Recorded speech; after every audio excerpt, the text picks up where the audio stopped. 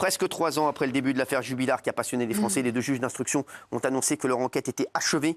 Son mari Cédric, seul et unique suspect, dort toujours en prison actuellement, mais va faire une nouvelle demande de remise en liberté.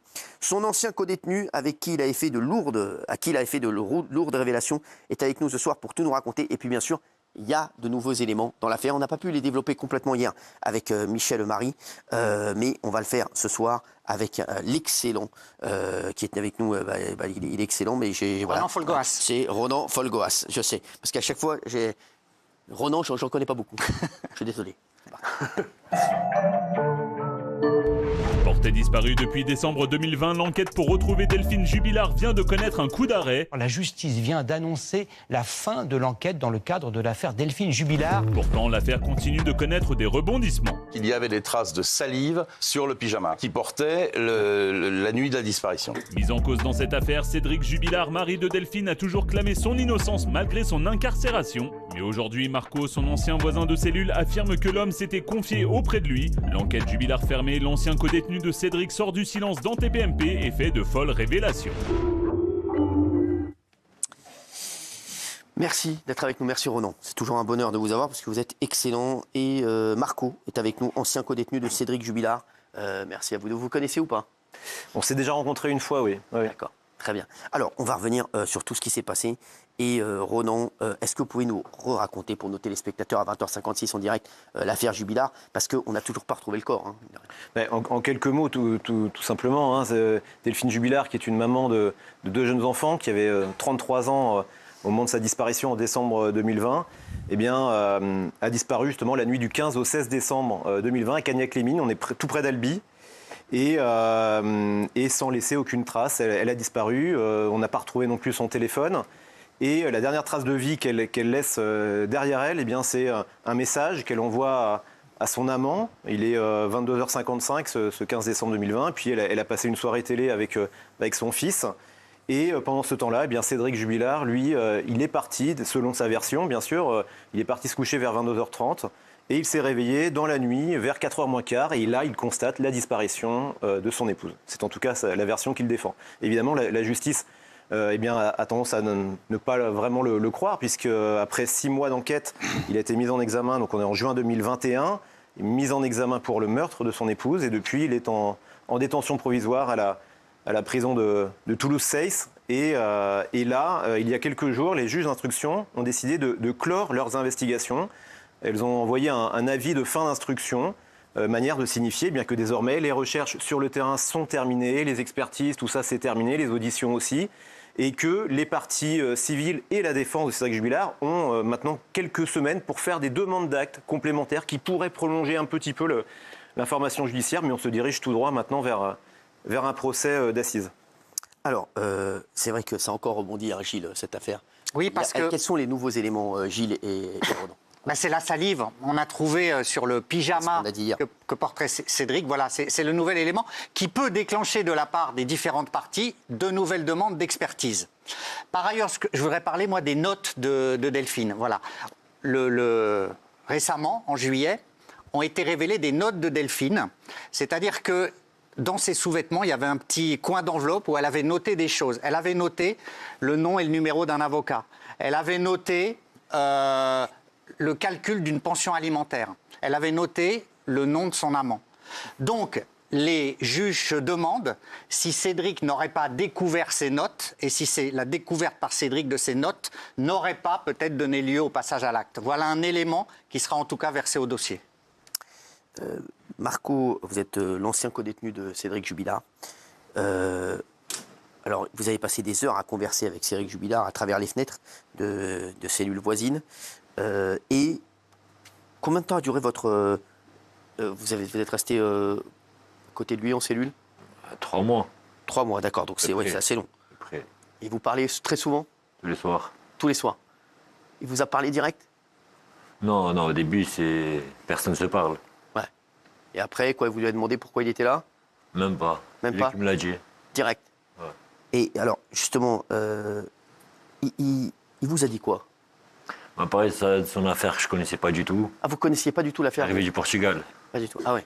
Interpol m'a ramené en France. D'accord. Et je ne suivais pas les infos médias On a fait connaissance par rapport aux autres personnes que je connaissais. Et de là, il a plus eu confiance à s'ouvrir. Est-ce que votre but, c'était de le faire avouer ou pas du tout? Vous vouliez discuter avec En lui vrai, comme ça? au début, non, c'était pour qu'il me laisse tranquille. Je l'écoutais 5 minutes, après j'allais me poser. Ouais. Quoi, il parlait beaucoup? Toute la nuit. Ah, toute la nuit? Ah ouais, quand même. Vous avez encore de ces nouvelles ou pas du tout? Non. Pas du tout? Il J'ai vous fait en un a... trait avec la France. Vous savez même pas si vous en a voulu d'avoir parlé après? s'en fout en plus. Pas du tout. C'est sûr que oui. Oh non. Il est possible. Alors, il faut dire quand même que Marco a été confronté à Cédric Jubilard dans le cabinet des juges d'instruction. C'était, je crois, au mois de mai 2022. Ouais. Là, pendant plusieurs heures, vous avez été mis en face l'un de l'autre. Et puis, les juges ont essayé de demander comment ce que Cédric Jubilard pensait de vos révélations, puisque vous aviez expliqué notamment... Alors, il va nous expliquer. Voilà. Alors, justement, parce que vous aviez révélé que Cédric Jubilard, vous avez avoué avoir tué sa femme. Il vous a raconté quoi exactement? Débarrassé. Alors, il vous a dit quoi? Il vous a dit, je me suis débarrassé de ma femme? Non, il m'a dit, je suis dans ma chambre, j'ai plus de batterie dans mon téléphone. Je suis parti au salon prendre mon chargeur. Et pendant ce moment-là, j'ai vu que l'autre connard lui a envoyé des messages. Donc, j'ai pété les plombs et je m'en suis débarrassé. C'est ça, donc c'était son amant. Forcément. Donc voilà. Donc, vous avez essayé d'en savoir plus sur son récit? Oui, vite fait, peu à peu, parce qu'il s'est livré que par phase. Ouais. Que par phase. Après, quand il commençait à fumer, c'était... Ah, il fumait des... Ben oui. Ouais, et donc là, il balançait tout. Et il réfléchissait plus. Vous avez cru tout de suite à son récit ou vous pensiez qu'il était mytho? Même pas, je m'intéressais au début. Ouais. Je m'intéressais, je lui laissais parler, 1 heure, 2 heures, oui. Après, je vais me poser. Et parce que, est-ce que pour vous, tout ce qui... Enfin, il pensait qu'il s'est vraiment débarrassé de sa femme? Oui. Comme il dit? Oui. Vous avez pas de doute? Non. C'est pas un mytho? Non. Enfin, il n'a pas voulu faire... Non. Il n'est pas mytho, il est très intelligent. Ah ouais? Vraiment? Très intelligent. J'en ai croisé beaucoup. Ah ouais. Des abrutis, des intelligents, des moyens. Ouais. Et lui, ça va, il est dans la norme. Dans la norme ou il est un peu au-dessus? Non, il est dans la norme des intelligents. Dans une lettre adressée à Séverine, sa nouvelle compagne, il écrit dans un message codé que vous êtes une personne capable de les aider. Pourquoi il a dit ça? Le passé. Hein? Mon passé. Ah, c'est ça? Oui. Donc quoi? Les aider dans quoi? Vous les aidez dans quoi? En tout. C'est-à-dire? Je peux les aider à sortir de la galère. Vous l'aidiez au placard ou pas? Je l'envoie fumer, c'est pas aider. Ouais. Vous ne l'aidiez pas du tout? Non. Non. Je l'écoutais, je parlais avec lui. C'est tout. Oui, Renan. Ouais, je crois que pour bien comprendre, et là vous m'arrêtez Marco, parce qu'il n'y a que vous qui pouvez savoir, hein, mais ce que j'ai compris de la dynamique de vos échanges, c'est que Cédric Jubilard sait que vous allez sortir de prison dans quelques jours, quelques semaines. Là, on est au mois de septembre 2021. Lui vient d'arriver en prison, etc. Il découvre cet univers carcéral et vous êtes voisins de cellule. Vous ne vous voyez jamais d'ailleurs, parce que l'un et l'autre sont à l'isolement. Donc vous communiquez comme ça à travers les barreaux, mais vous ne vous voyez jamais physiquement. Et là, il compte aussi sur vous pour faire passer un message et pour faire le lien avec Séverine. Qui est sa petite amie à l'époque, hein, puisque désormais ce n'est plus le cas. Mais il compte sur vous pour faire passer un message qui contournerait un peu la justice. C'est ça. Donc ça. voilà, une fois qu'on a dit ça, bon, C'était quoi? ça veut pas dire. Comment vous êtes rentré en contact avec Séverine? Il m'a écrit son adresse, son numéro de téléphone, tout. Ouais. Il les a écrits de ses mains et je suis sorti, je l'ai appelé, on a marqué rendez-vous. Oui, vous avez révélé qu'elle vous avait donné les coordonnées GPS du lieu où Cédric aurait enterré le corps de Delphine. Les photos des amants, les lieux, m'a appelé en direct du local. Mais Séverine, elle dément cette information. Elle a enregistré. Moi, j'ai transmis tous les enregistrements au tribunal. Non, mais disons que Séverine, là encore, Elle a un peu vous m'arrêtez. Et elle a, à un moment, elle a fait un rapprochement d'idées. Vous, Marco, vous lui avez dit que Cédric, vous avez parlé d'un endroit qui avait brûlé.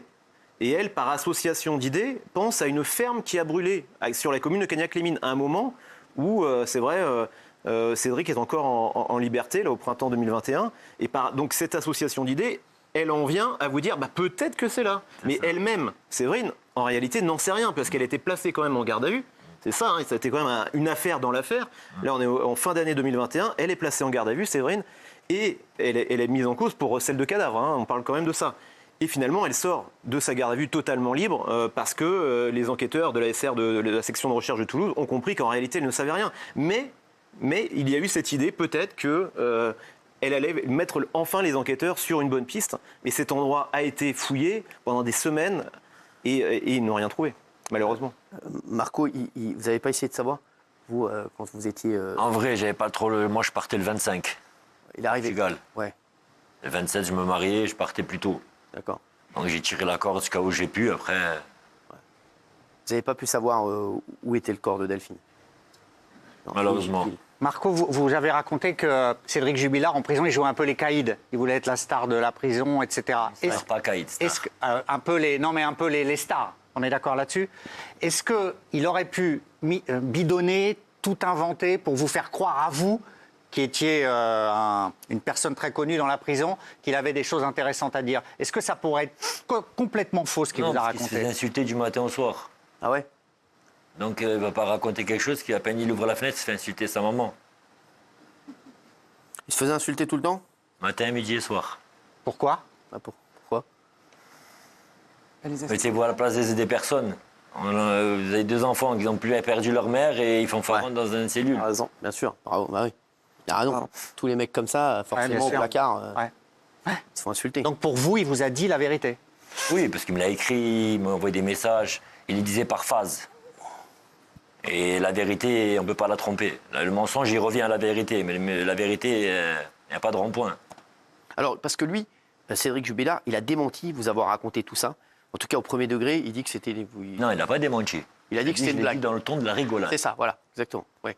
Ça dépend des mesures de rigolade des personnes. Non, mais effectivement, lui n'a pas contesté avoir tenu certains propos. Après, il dit 2 choses. Il dit, c'était sur le ton de la rigolade, et après, Marco, peut-être, a extrapolé certaines choses. C'est sa version à lui, c'est comme ça qu'il se défend. Et après tout, pourquoi pas? Je veux dire, on peut aussi imaginer que dans un univers carcéral ou avec une personnalité très narcissique comme celle de Cédric Jubilard, on s'invente une chose pour exister aux yeux des autres. C'est possible. C'est en tout cas la ligne de défense qui est soutenue par ses avocats. Marco, vous l'insultiez, vous, au début? Non, je n'insulte pas. Ouais, même pas. Ouais. Non, pas du tout. Je parle aux autres personnes, mais Vous disiez quoi aux autres détenus quand ils l'insultaient? discuter. Vous disiez quoi vous? Dedans, on est en prison, on est dans le cas. Bien sûr, ouais. On est dehors, et on a une famille, on a des amis, c'est dehors la vie, c'est pas dedans. Pour vous, il n'y a aucun doute? Non. C'est lui. C'est... Vous avez l'air sûr de vous, on dirait que vous savez... Vous savez que vous avez un truc qu'on ne sait pas. Qu'est-ce qui vous a dit de plus? Ce sont des détecteurs, ces gars. On a parlé, après quand on s'ouvre à quelqu'un, on reconnaît, on voit à peu près la personne. On discute 1 jour, 2 jours, 3 jours. Quand on vit avec une personne à H24... Il vous a raconté son histoire, il vous a dit que sa femme avait... Tout. Il vous a dit quoi? Les sous-vêtements dans le lieu de travail. C'est quoi ça, alors dites-nous? Dans son lieu de travail, ils ont retrouvé des petites tenues qu'elle portait pas pour lui, elle porte pour l'autre connard. Plein de petits mots. Et après, au début, il y a un peu de faux. Au début, ça modifie les paroles. Mais après, quand ça s'ouvre, quand il est plus relâché, quand personne l'insulte, quand il est tranquille à la fenêtre, quand tout le monde s'entend bien, on essaye de... Donc il vous a raconté toute une histoire, il vous a dit que sa femme avait un amant. C'est ça. Ça le rendait L'homme fou. le plus cocu de France. Ah oui, il vous a dit ça? Il a dit j'étais l'homme le plus cocu de France. Je suis l'homme le plus cocu de France, il vous a dit. Ça. Il vous a raconté quoi comme autre anecdote? Que son fils, il devait être appelé comme le frère de mon 2e prénom. Plein de choses qui se dit à moi, il voulait m'offrir son chien. Ah ouais. Je l'ai assis à la maison. D'accord. Ah ouais. Oui, Ronan, vous vouliez dire quelque chose?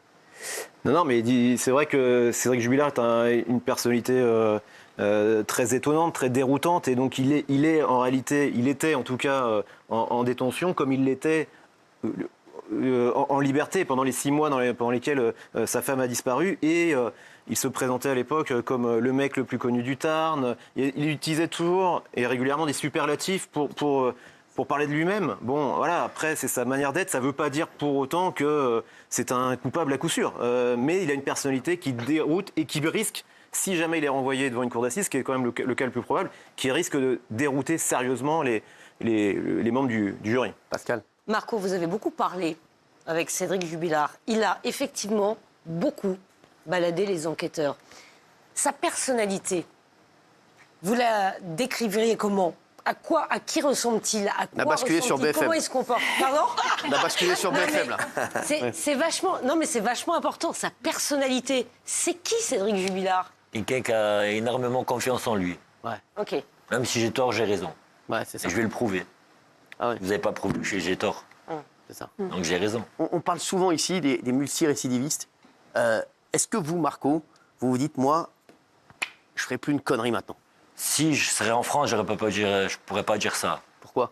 Parce que, on ne va pas dire que c'est les amis, mais le cercle, l'ambiance, l'environ, Donc, non, mais connu. c'est important ce que vous dites. C'est fou ce que vous dites.